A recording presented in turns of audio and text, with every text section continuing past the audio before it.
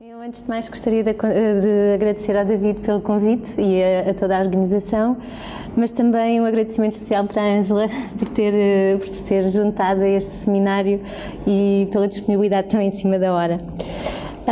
Na minha apresentação de hoje, eu vou fazer uma comparação entre a lenda negra da colonização portuguesa e a lenda negra da colonização espanhola, sobretudo em termos de características, de origens e também de contradições.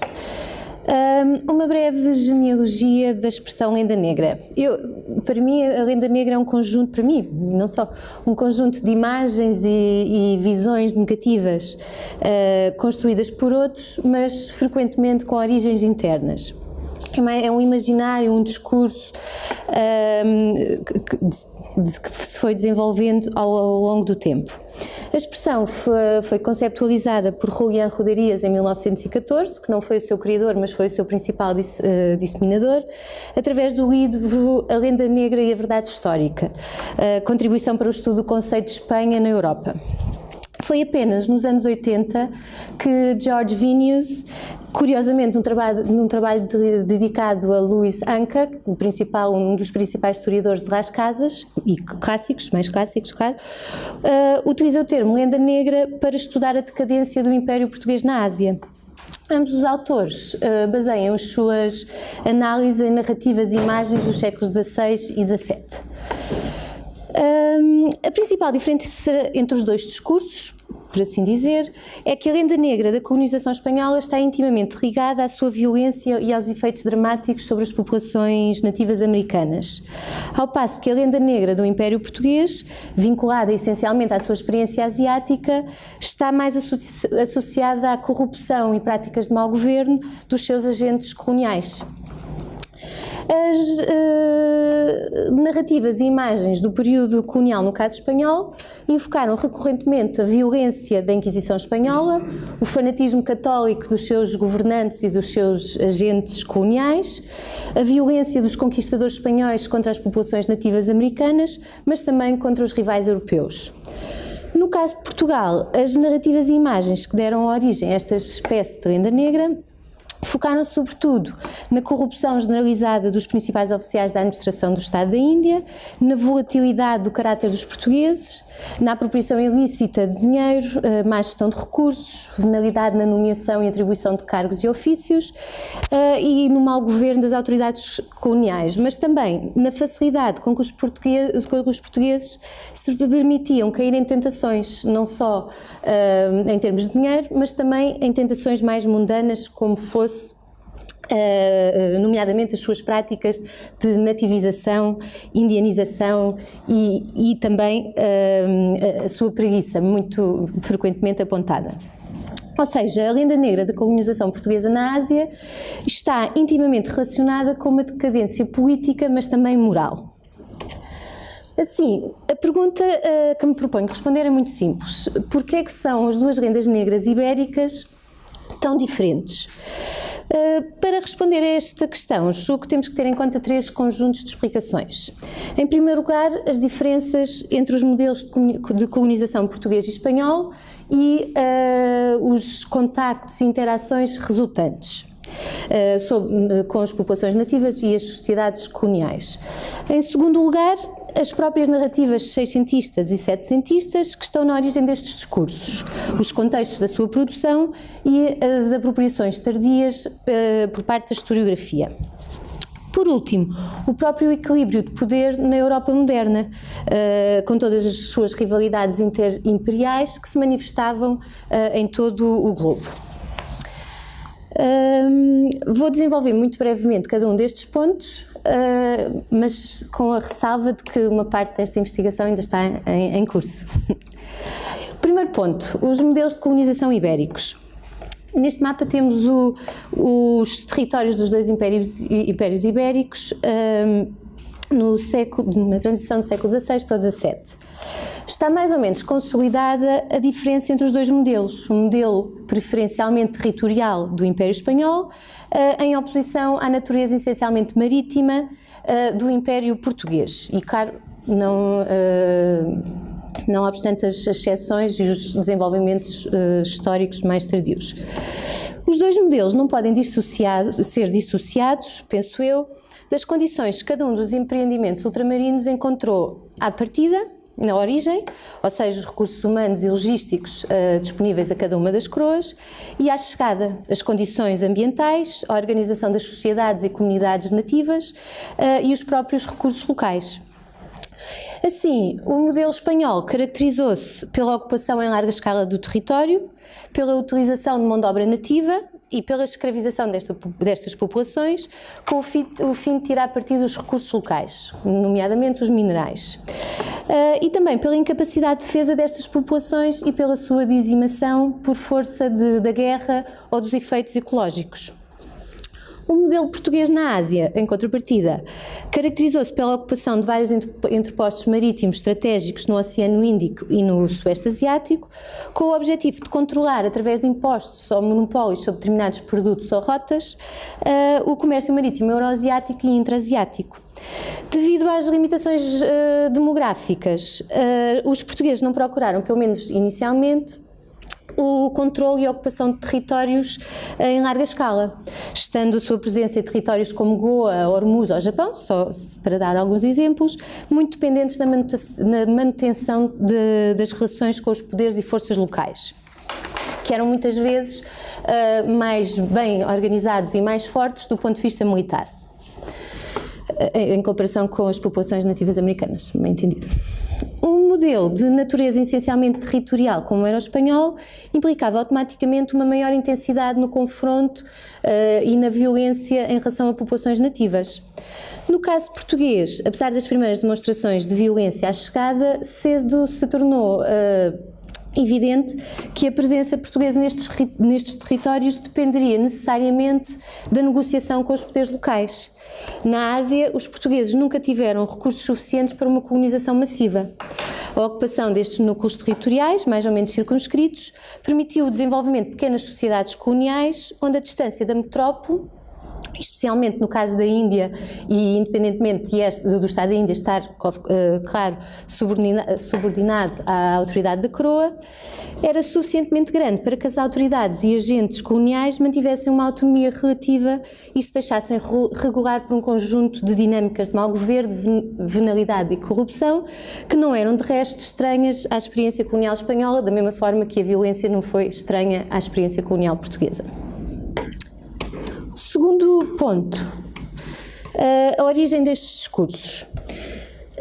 Não há como negar que a brevíssima relação da destruição das Índias, escrita pelo padre dominicano Bartolomé de las Casas, é provavelmente o texto mais crucial no desenvolvimento que a lenda negra da colonização espanhola viria a conhecer através dos tempos, e ainda que não fossem estas as intenções de Las Casas. Segundo o seu prólogo, o propósito do autor com este texto seria denunciar os males e danos, perdição e quebras levados a cabo contra aquelas indianas gentes pacíficas, humildes e mansas que a ninguém ofendem.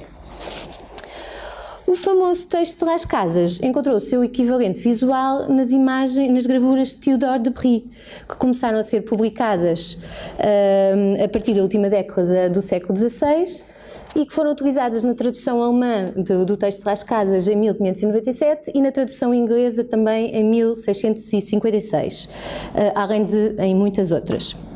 A partir desse momento passaram a estar intimamente associadas à narrativa de Las Casas. Claro que o texto de Las Casas não é o único a alimentar o desenvolvimento da lenda negra, mas é talvez o primeiro e aquele que teve um impacto maior. Não deixam de ser curiosas, para dizer o mínimo, que as diferenças estão marcadas entre o discurso e a retórica por detrás da criação de uma lenda negra da colonização espanhola na América e aqueles que contribuíram para a criação bastante mais tímida, parece-me a mim, de uma lenda portuguesa da colonização na Ásia. É até discutível a existência de uma lenda negra portuguesa, sobretudo na sua vertente atlântica, e apesar das dramáticas consequências, por exemplo, da participação portuguesa no tráfico de escravos.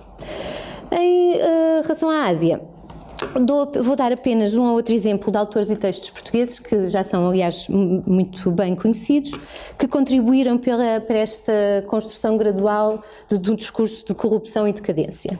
Um deles é o Diogo do Couto, com o seu Soldado Prático, escrito em finais do século XVI, mas publicado apenas no século XVIII, e onde Diogo do Couto denunciou corrupção generalizada na administração e governo do Estado da Índia. Em segundo lugar, aliás, Diogo do Couto foi um dos principais autores de todo este discurso, ou na origem de todo este discurso em torno da decadência. Outro autor é Francisco Rodrigues da Silveira, que escreveu também na transição do século XVI para o XVII, a Reformação e Milícia do Estado da Índia Oriental, que foi também publicado apenas no século XX. Também mais tarde, não é? Silveira, ao mesmo tempo que defendia a importância da manutenção de uma força militar eficaz, denunciava o declínio de toda a estrutura e os interesses e cobiças dos oficiais portugueses que se apropriavam do dinheiro ilicitamente, em vez de investirem numa defesa militar capaz de fazer frente a todas as ameaças ao Estado da Índia. Estes são talvez alguns dos autores mais rapidamente associados à lenda negra portuguesa, quanto mais não seja porque também foram a fonte de George Vilnius na sua reflexão sobre este tema. No entanto, muitos outros autores e textos, não necessariamente portugueses, acabaram por dar também a sua contribuição. Um deles é Lynn Schotten, no seu, eu peço desculpa pela pronúncia, e no seu Itinerário, originalmente publicado em Amsterdão em 1596.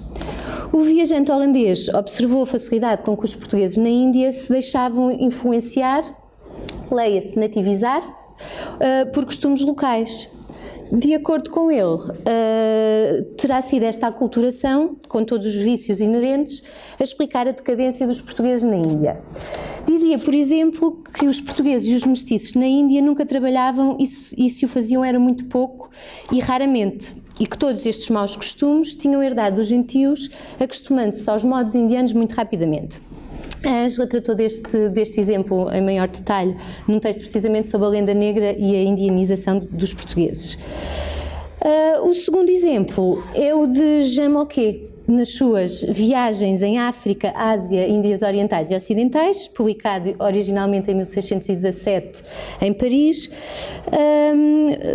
O Moquet, que era um viajante também, descreveu o caráter duvidoso dos portugueses, dizendo, e cito: mal chegam às Índias, os portugueses tornam-se galantes, fazem-se passar por fidalgos e cavaleiros, mesmo quando não são mais do que camponeses ou mercadores.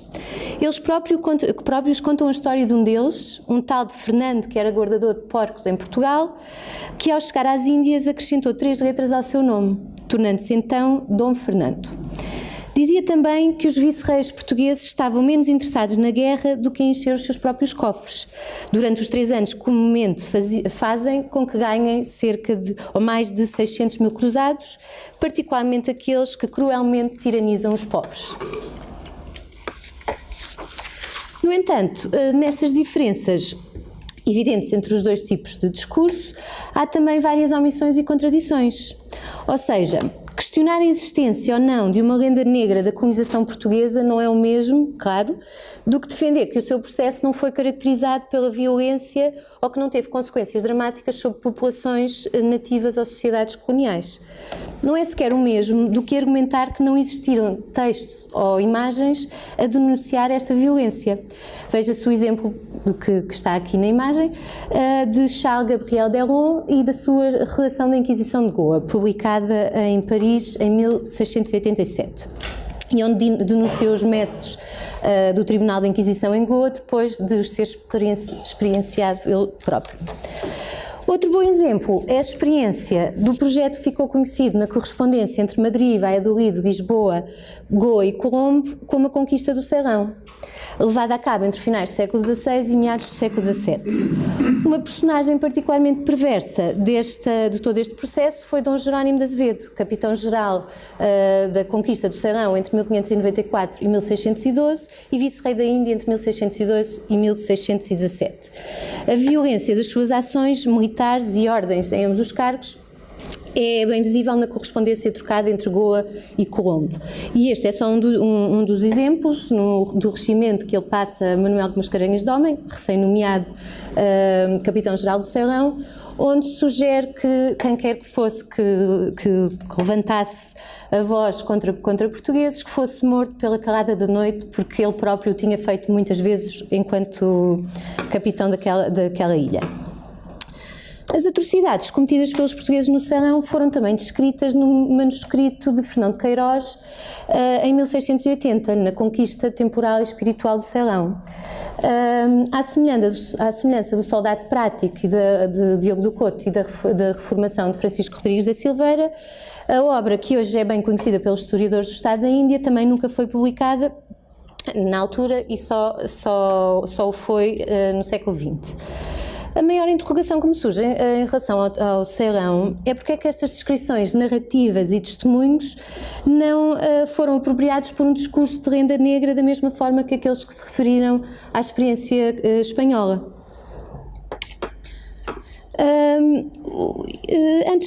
Uma das razões, julgo eu, é precisamente o equilíbrio de poder na Europa dos séculos XVI e XVII. Além das vozes internas que criticavam a forma como os projetos de colonização estavam a ser implementados e desenvolvidos, os discursos que originaram a renda negra foram também, talvez antes de qualquer outra coisa, um produto colateral das campanhas de propaganda europeias que visavam enfraquecer as potências rivais.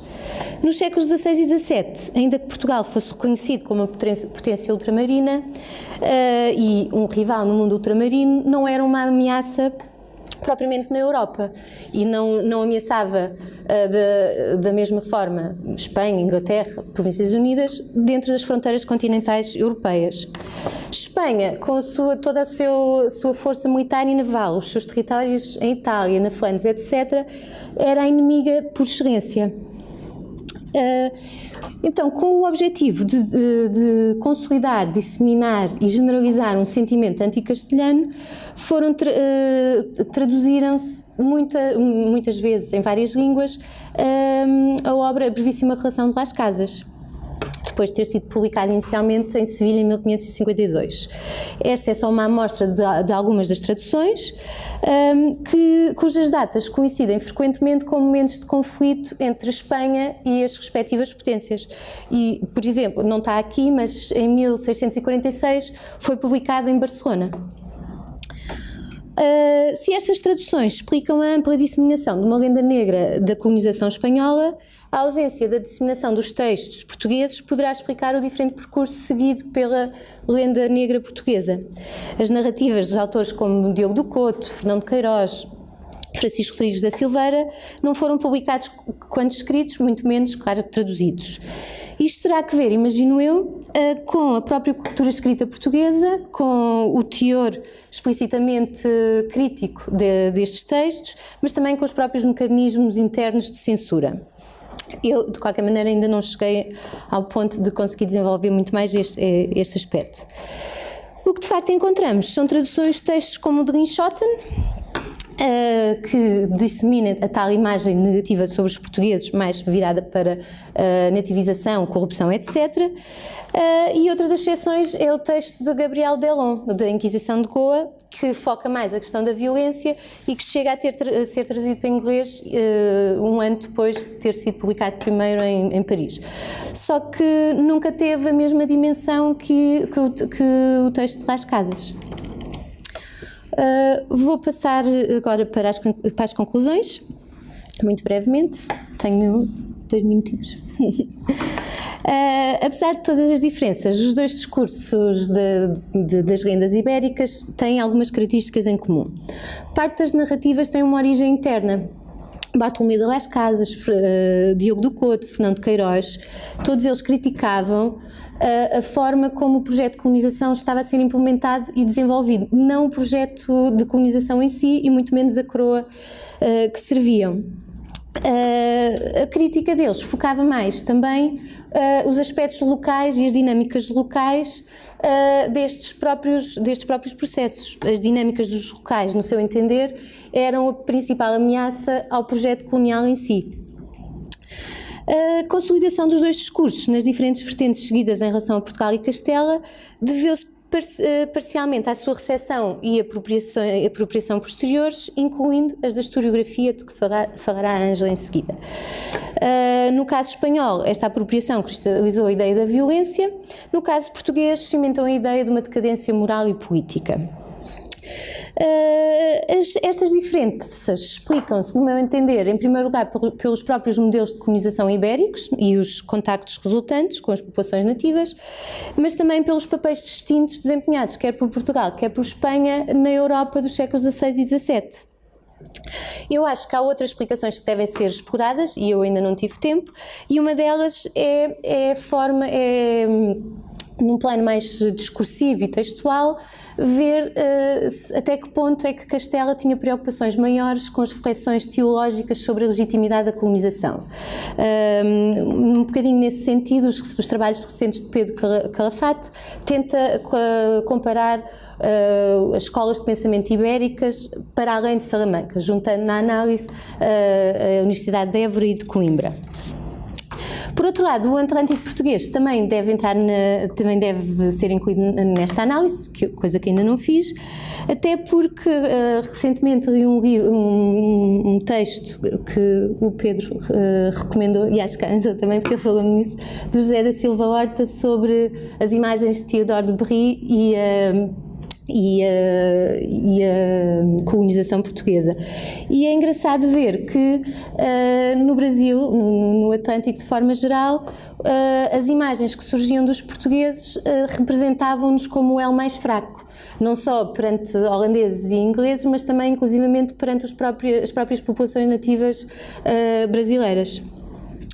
Para fechar, o que eu tentei demonstrar aqui hoje é que existiu de facto um conjunto de imagens negativas construídas em torno da experiência colonial portuguesa na Ásia, apesar de a utilização da expressão lenda negra poder ser discutível.